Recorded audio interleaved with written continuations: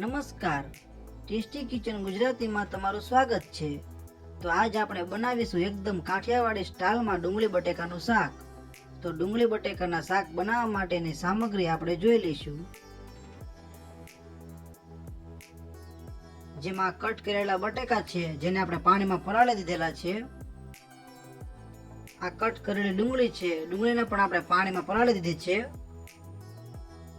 આ રાઈ છે, આ જીરું છે, આ હિંગ છે, આ ગરમ મસાલો પાવડર છે, આ ધાણા જીરું પાવડર છે, આ મીઠું છે, આ હળદર છે, આ લાલ મરચું પાવડર છે અને આ વઘાર માટેનું તેલ છે।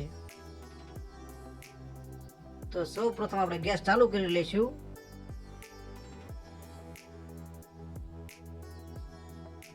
અને આવી રીતના કુકર લઈ લઈશું।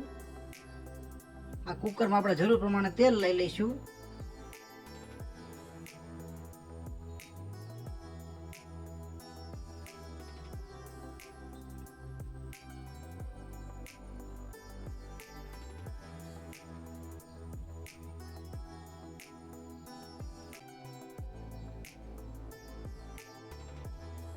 તો આપણે આટલું તેલ લઈ લીધું છે, તો તેલને આપણે ગરમ થવા દઈશું।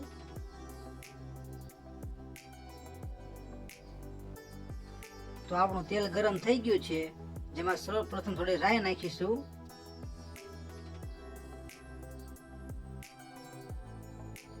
પછી થોડું જીરું નાખીશું,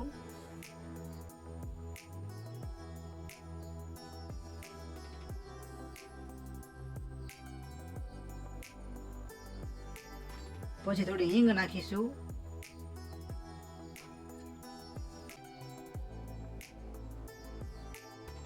પછી કટ કરેલી ડુંગળી છે તે નાખી દઈશું,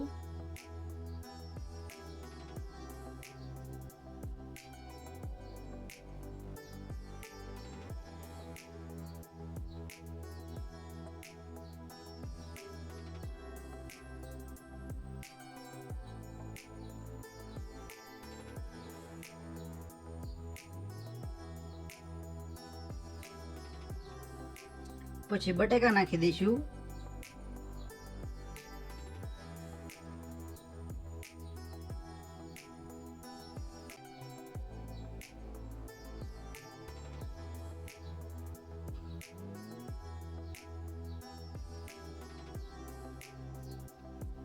તમે એકવાર આવી તો શાક જરૂર બનાવજો, ખાવાની બહુ જ મજા આવશે।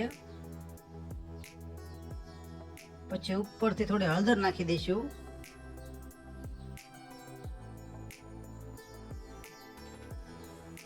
પછી સ્વાદ પ્રમાણે મીઠું નાખી દઈશું,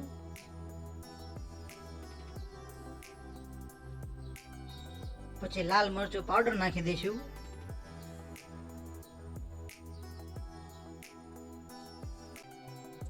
પછી એકવાર હલાવી લઈશું। સારી રીતે હલાવી લેવાનું છે,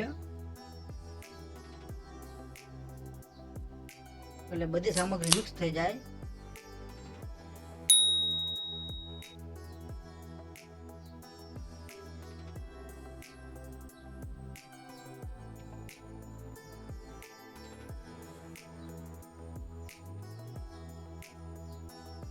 પછી ઉપર સહેજ ગરમ મસાલો પાવડર નાખીશું। ગરમ મસાલો પાવડર થોડોક જ નાખવાનો છે, બહુ નથી નાખવાનો। હજી એકવાર હલાવી લઈશું।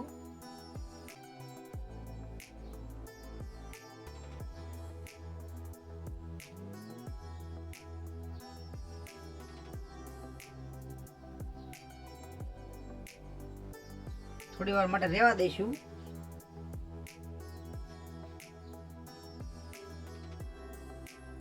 હજુ થોડી વાર હલાવી લઈશું।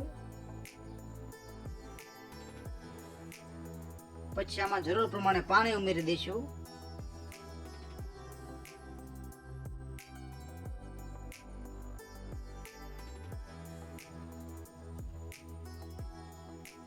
તો આપણે આમાં આટલું પાણી ઉમેરી દીધું છે।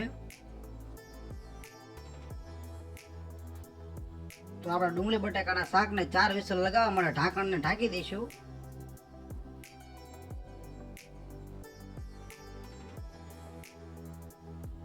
તો આપણા કુકરની 4 વિસલ થઈ ગઈ છે। તો તો કુકરમાંથી બધી જ હવા કાઢી નાખશું અને ગેસને બંધ કરી નાખશું.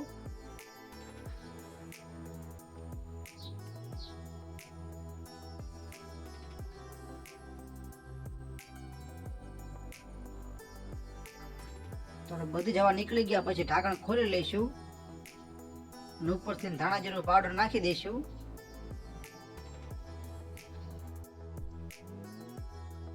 હજી એકવાર હલાવી લઈશું.